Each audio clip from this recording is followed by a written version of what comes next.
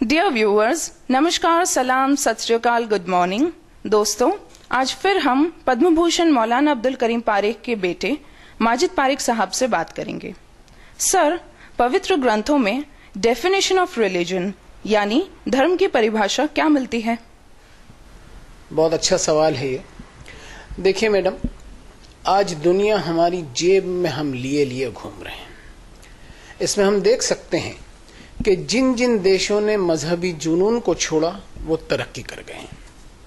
हमारे देश में दो चीजें बहुत ज्यादा पाई जाती हैं, एक है ओवरडोज ऑफ पॉलिटिक्स और दूसरी ओवरडोज ऑफ रिलीजन। और इतिहास हमारा भरा पड़ा है कि जब जब सड़कें खून से लाल हुई, मजहब और सियासत की वजह से हुई।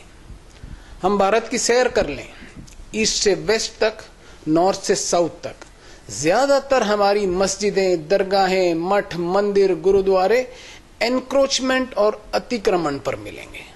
इस पर हम सोचें कि हम पब्लिक प्रॉपर्टी का धर्म के नाम पर अतिक्रमण करें सिर्फ इसलिए कि हमें ईश्वर की इबादत, प्रार्थना और वर्शिपिंग करनी है, तो मैं समझता हूं कि हम एक तरफ पब्लिक प्रॉपर्टी का अतिक्रमण कर रहे हैं और दूसरी तरफ भगवान की इबादत, पूजा, वर्शिपिंग की उसे रिश्वत पहुंचा रहे हैं।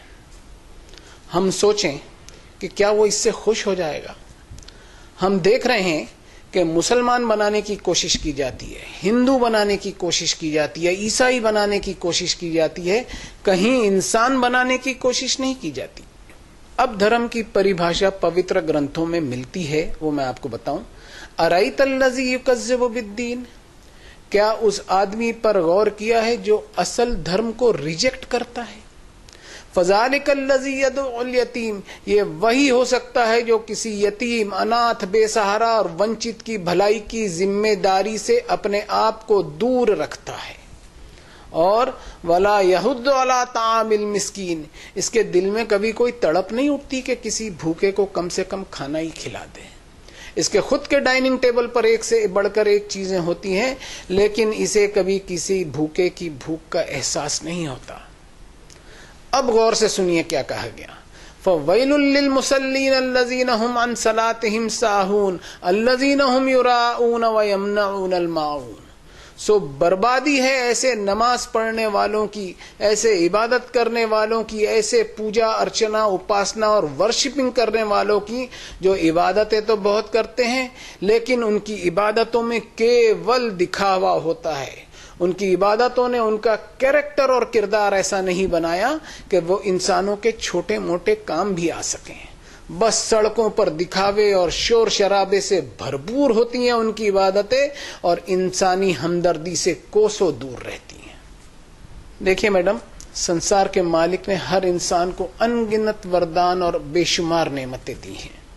इन वरदानों को इंसान इनाम न समझ ले, बल्कि ऊपर वाले का एक कर्ज समझे, एक परीक्षा समझे।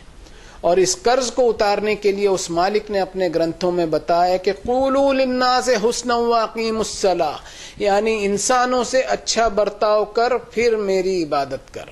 लोगों को उनके अधिकार देता चला, ये सोचते हुए कि जो कुछ तेरे पास है उसमें से तुझे इंसानों के लिए कंट्रीब्यूट करना है और इस कंट्रीब्यूशन में तुझे कभी किसी पर कोई एहसान नहीं जतलाना है, बल्कि ये समझते हुए कंट्रीब्यूट करना है कि लोगों का तुझ पर अधिकार निकलता है जिसे तुझको अदा करना ही करना है, इसलिए कि जो चीज तू हासिल किए हुए है वो तेरी खुद की प्रॉपर्टी नहीं बल्कि उसका असल मालिक मैं हूं।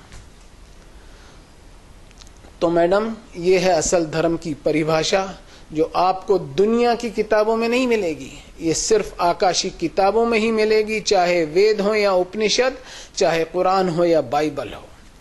प्रोपेगेंडा ऑफ रिलीजियोसिटी, यानी अपने आप को धार्मिक बताने की एक होड़ लगी हुई है कि किसी स्टाइल या कलर के कपड़े पहन ले या कोई रूप धारण कर ले या कोई हुलिया बना ले। ये सब धर्म के नाम पर आडंबर के सिवा कुछ नहीं है, इनसे कोई फायदा हासिल नहीं होगा। Thank you very much Parekh साहब।